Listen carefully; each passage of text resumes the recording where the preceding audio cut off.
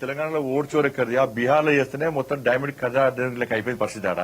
ఇక్కడ ఓటు చోరెక్కరిది 8 మంది మేము కాంగ్రెస్ ఎంపీలకు గెలిచినాం. మేము గెలిచిన కూడా ఓటు చోరీ అంటే ఇప్పుడు నమ్ముతాడా అన్న? ఇది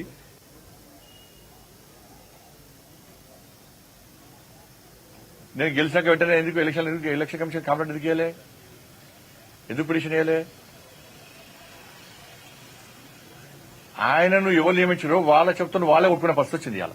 లేదు కదా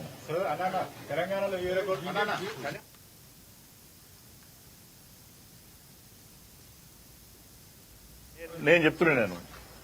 మేము ఎన్నికలు ఉన్నా లేకున్నా సనాతన ధర్మం కోసం, హిందూ సమాజం కోసం, హిందూ ధర్మ పరిరక్షణ కోసం పక్కా భారతీయ జనతా పార్టీ ముందు ఉంటది. ఎన్నికల కోసం కాదు. ఎన్నికలు ఉన్న ధర్మం గురించి చెప్తాం. ఎన్నికలు లేకుండా ధర్మం కోసం కొట్టాడతాం. జైలుకు పోయినాం, లాడి చార్జి దెబ్బలు తిన్నాం. మేము బైన్సాలో పేద హిందువుల ఇల్లు కాలబెట్టప్పుడు ఏడవేరు వీళ్ళు కాంగ్రెస్ వాళ్ళు. పేదల ఇల్లు కాలబెట్టినప్పుడు ఏడవేరు కాంగ్రెస్ వాళ్ళు. అనేక మంది యువకుల మీద పీడీ యాక్ట్ పెట్టింది బీఆర్ఎస్ పార్టీ ప్రభుత్వం. కాంగ్రెస్ పార్టీ ఏడమైంది? గోహత్య జరుగుతుంటే కాంగ్రెస్ వాళ్ళు ఏడవేరు. మేము కొట్టాడుతున్నాం, నిరంతరం కొట్టాడుతున్నాం. బైన్సాప్పుడు ఎన్నికల్లో అయినా కొట్లాడినాం, అరెస్ట్ అయినాం. ఇవాళ పరిస్థితి ఏంది? మక్కాకు పోతే మీరు ఏం చేస్తున్నారు? అన్ని ఫెసిలిటీ ఇస్తున్నారు, పైసలు ఇస్తున్నారు, వాళ్ళకి సపరేట్ బడ్జెట్ ఇస్తున్నారు. ఇలా ఒక పేదోడు అయ్యప్ప గుడి, అయ్యప్ప శబరిమల పోవాలంటే పోలేని పరిస్థితి.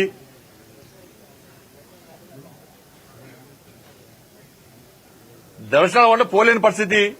లాస్ట్ ఏం చేస్తారు? ఇవాళ వినాయక నవరాత్రులు వస్తే ఏం చేస్తుండే? ఇవాళ తెలంగాణ మొత్తము ఒక భయానక పరిస్థితిలో వినాయక నవరాత్రులు జరుపుకునే పరిస్థితి. పోలీస్ పర్మిషన్ అంటున్నారు, ఫైర్ పర్మిషన్ అంటున్నారు, ఎలక్ట్రిసిటీ పర్మిషన్ అంటున్నారు, రెవెన్యూ పర్మిషన్ అంటున్నారు. పోయినసారి ఎక్కడ వినాయక ఇన్వర్టర్ ఆడ పెడితే కూడా రోడ్డు కట్ట ఉందంటారు. ప్రజలకు లేని ఇబ్బంది మీకెందుకు? సౌండ్ పెట్టద్దు, గుళ్ళలో సౌండ్ పెట్టద్దు అంటే బాగా చెప్తా పెడతాం సౌండ్. ప్రజలకు ఇబ్బంది కాకుండా చట్టానికి లోబడి పక్కా పెడతాం సౌండ్. జులు తీసుకోవద్దు, ఈ టైం వరకు తీసుకోవాలి. ఇది మీరు చేసేది.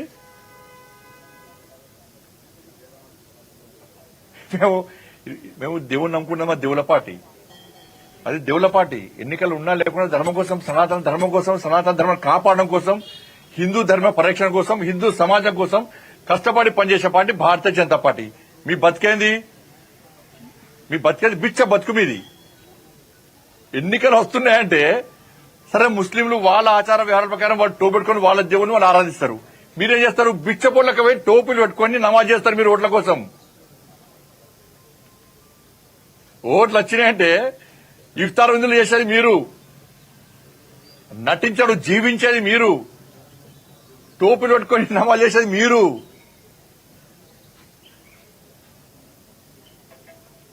బిచ్చపోలు మీరా? మేమా? సనాతన ధర్మం కోసము, హిందూ ధర్మ పరిరక్షణ కోసము చేయడం భిక్షమే అయితే, అరే హిందూ ఓట్ బ్యాంక్ ద్వారా గెలిచానని చెప్పి మళ్ళీ చెప్తున్నా, బాగా జాగ్రత్త చెప్తున్నా. కరీంనగర్ పార్లమెంట్ సభ్యుడిగా హిందూ ఓట్ బ్యాంక్ ద్వారా గెలిచినా, ఎస్ పక్కా గెలిచినా, గల్లా ఎగరేసుకొని చెప్తా నేను. ఇప్పుడు కాదు, ఎప్పుడైనా చెప్తా, ఎక్కడైనా చెప్తా నేను. ఈ హిందూ ఓట్ బ్యాంక్ తెలంగాణ రాష్ట్రంలో తయారు చేస్తాం, పక్కా 100% తయారు చేస్తాం. హిందూ సమాజాన్ని సంఘటితం చేస్తాం మేము. అంటే రోహింగ్యాలు బండి సంజయ్ ఏం చేస్తుంటాడు? ఏం చేస్తాడు మీకు? ఫాత్ నా కొడుకులు మీరు. రోహింగ్యాలు ఎప్పుడొచ్చారు దేశంలోకి? 2014 కన్నా ముందు ఇతర దేశాల నుంచి వచ్చిరు. ఇవాళ కాంగ్రెస్ పార్టీ ప్రభుత్వం అధికారంలో ఉంది. ఫ్లైట్ల రాలో బార్డర్ దాటి వచ్చిరు. ఫెన్సింగ్ ఇప్పుడు కట్టిస్తున్నది నరేంద్ర మోడీ ప్రభుత్వం. ఫెన్సింగ్ కట్టిస్తున్నది ఇప్పుడు. సరిహద్దు రాష్ట్రాల్లో భద్రత పెంచినాము, ఫెన్సింగ్ స్టార్ట్ చేసినాము. కాంగ్రెస్ పార్టీ హయాంలో ఇతర దేశాల నుంచి రోహింగ్యాలకి వచ్చిర్రు. మోడీ గారి ప్రభుత్వం వచ్చిన తర్వాత వితౌట్ పాస్పోర్ట్ అనుమతి లేకుండా ఇతర దేశాల నుంచి వచ్చిన వెంటనే పంపాలని చెప్పి అన్ని రాష్ట్రాలకు ఆదేశాలు జారీ చేసినాం. బీజేపీ పాలిత రాష్ట్రాల్లో సహకరిస్తున్నారు. గతంలో ఇక్కడ బీఆర్ఎస్ పార్టీ ప్రభుత్వం ఉండే, బెంగాల్లో మమతా బెనర్జీ ప్రభుత్వం ఉన్నది, వీళ్ళు సహకరించలే. సహకరించకపోవడం వాళ్ళకి పోవడమే కాకుండా వాళ్లకు షెల్టర్ ఇచ్చి షెల్టర్ను ప్రారంభోత్సవాలు చేసిర్రు డిప్యూటీ సీఎం అప్పుడు. వాళ్లకు రేషన్ ఆధార్ కార్డులు ఇచ్చిండ్రు, వాళ్ళకి డబుల్ బెడ్రూమ్లు ఇచ్చిండ్రు, వాళ్ళకు పెన్షన్లు ఇస్తున్నారు. వాళ్ళని దేశ పౌరులుగా గుర్తించే ప్రయత్నం గతంలో బీఆర్ఎస్ చేసింది, ఇప్పుడు కాంగ్రెస్ పార్టీ చేస్తున్నది ఓటు బ్యాంక్ కోసం. ఇది జరిగింది. కేంద్రంలో మోడీ ప్రభుత్వం ఉంది కదా, బండి సంజయ్ హోమ్ మినిస్టర్ కదా, ఆపచ్చు కదా అంటే 2014 కంటే ముందు వచ్చిన దరిద్రుల వాళ్ళు రేపు మన సింధూర్ ఆపరేషన్ జరిగింది, భారతదేశం యుద్దం జరిగింది పాకిస్తాన్ మధ్యలో. ఇప్పుడు ఏవైతే రోహింగ్యాల ఓటు బ్యాంక్ కోసం మీరు ఇక్కడ షెల్టర్ ఇచ్చిర్రో, వాళ్ళని పెంచి పోషిస్తారో, ఇండియా పాకిస్తాన్ యుద్దం అయితే వీళ్ళు ఎవరు సపోర్ట్ చేస్తారు? వేల మంది వచ్చుంటారు ఇవాళ తెలంగాణ రాష్ట్రంలో. వీళ్ళు వచ్చి ఎవరు సపోర్ట్ చేస్తారు? పాకిస్తాన్ సపోర్ట్ చేస్తారా, ఇండియాకి సపోర్ట్ చేస్తారా, భారత్ సపోర్ట్ చేస్తారా? ఇది దేశం ముఖ్యమా, ఓటు బ్యాంకు ముఖ్యమా?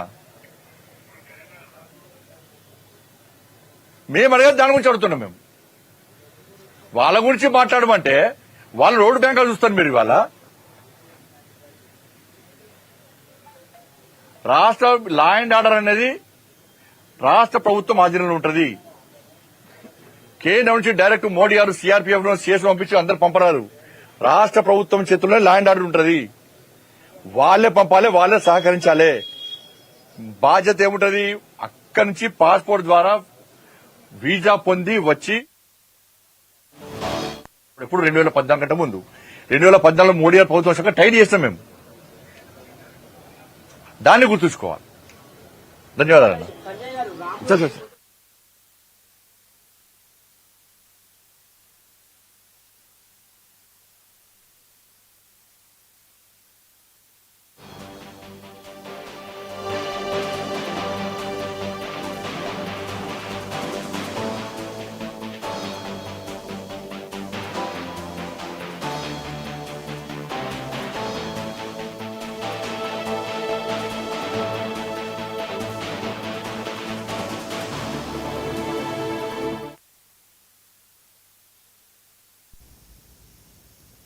ఇవి ఇప్పుడు